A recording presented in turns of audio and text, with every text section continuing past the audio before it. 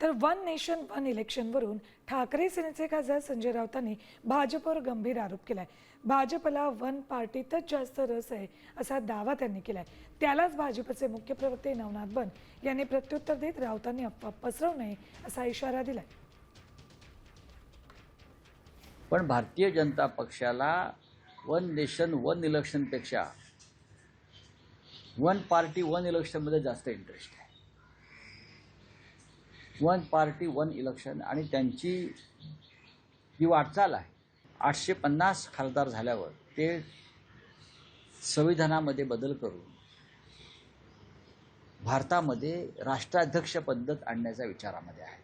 Delimitation bill मंजूर झाल्यावरती घटनेमध्ये पूर्णपणे बदल करून संविधान बदलून मोडून या देशातली लोकशाही संपवून आणि परत या देशाच्या छातीवर राष्ट्राध्यक्ष म्हणून मोदींना बसवायचे. पंतप्रधान नरेंद्र मोदीजींना एकदा नाही, दोनदा नाही, तर तीनदा जनतेने निवडून दिले.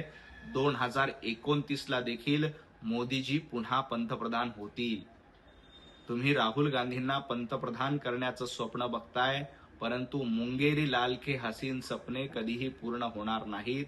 हे संजय राऊतांनी लक्षात घ्यावा. आणि राष्ट्राध्यक्ष पद्धत येणार, संविधान बदलणार, अमुक होणार, तमुक होणार, या अफवा पसरवण्याचे धंदे संजय राऊतांनी बंद करावेत.